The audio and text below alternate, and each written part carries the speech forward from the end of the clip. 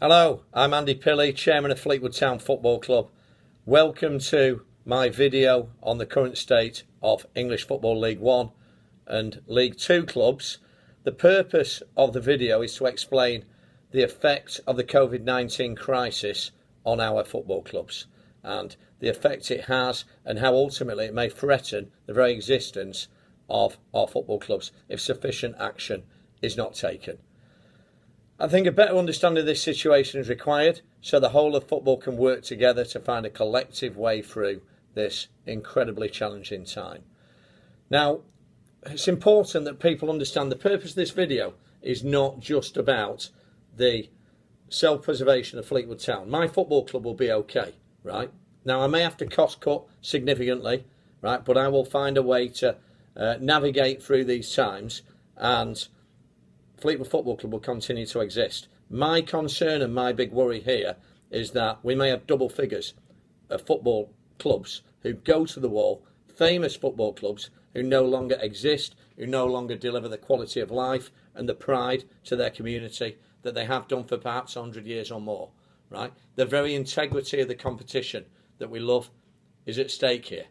And we don't want to be watching football whereby it's about football clubs' points being expunged and points per game and seasons being null and void.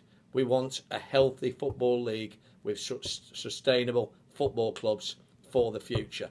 That is what I passionately believe in. So the current state of Fleetwood, right? And once I speak for Fleetwood, really, our situation will be hugely similar to other football league clubs. Our last competitive game was March the 10th away at Portsmouth. Our last home game was March the 7th, which was at home to Blackpool. That was the last time that we got gate receipts. We carried out a lockdown, really, when the COVID-19 virus became apparent that this was a major issue on March the 12th. On March the 12th, we closed down our sports complex, which is our headquarters, Pilley Farm, and subsequently we've lost lots and lots of other revenue streams, which are the rental of many pitches we have here, which is the rental of offices, which is any parties or weddings or anything like that that were due to occur. The Euros, we've got a huge, big outside area. We had as many as 2,000 people here for the World Cup. All that revenue is gone now due to the crisis we find ourselves in.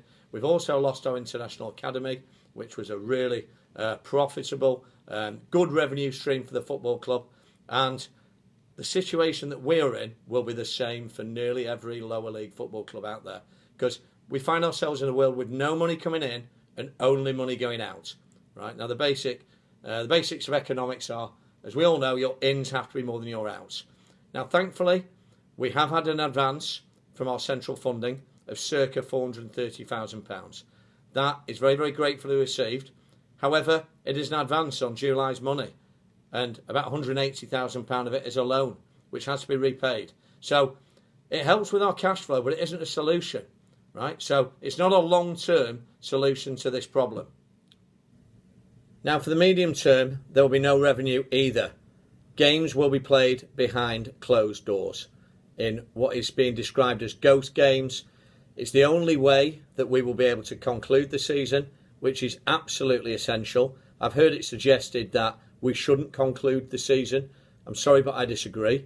I think if you enter a competition, you have to complete it. I think you have an obligation to complete it to the teams that are involved in promotion, the teams that are involved in relegation, to the supporters, to the broadcasters, and to the sponsors.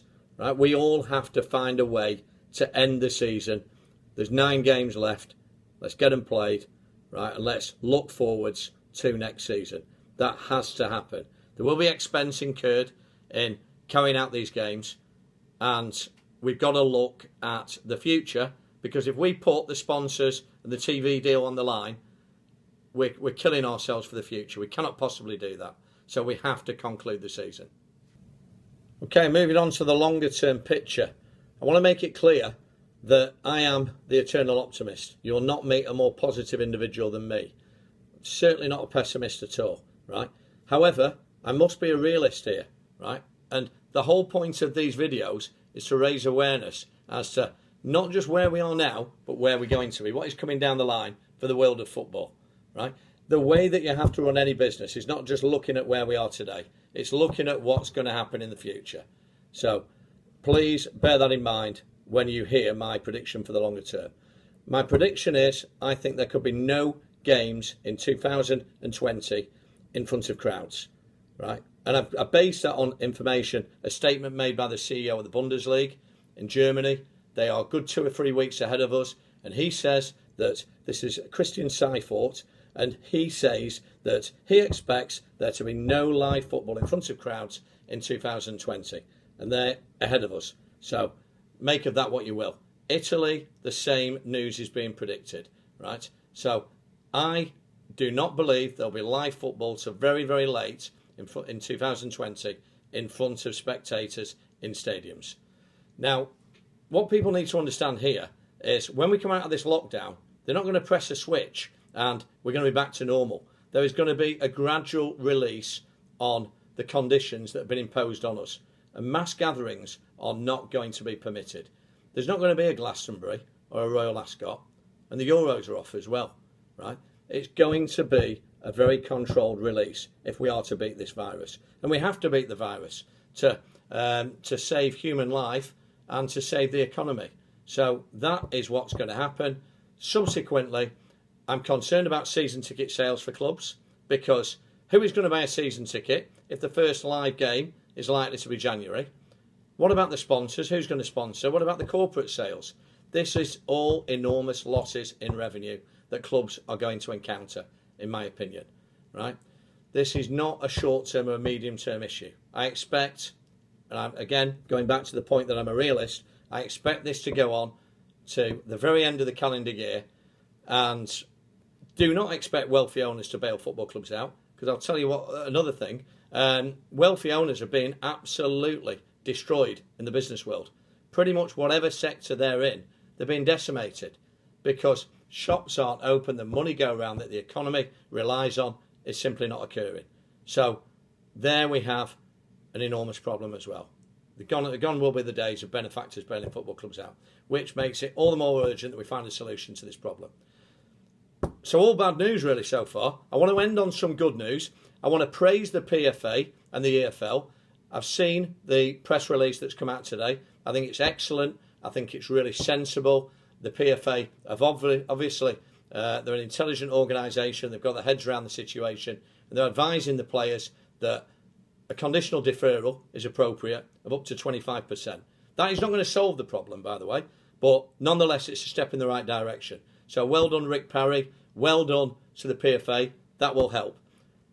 I'm going to run out of time now because I'm going to bore people and talk for too long. I don't want to do that. Tomorrow night, I'm going to talk about the solutions. Tonight is about the problems. Tomorrow night, I'm going to say what I believe the solutions are to the problems football currently has, and also try and do some questions. Thank you very much and stay safe.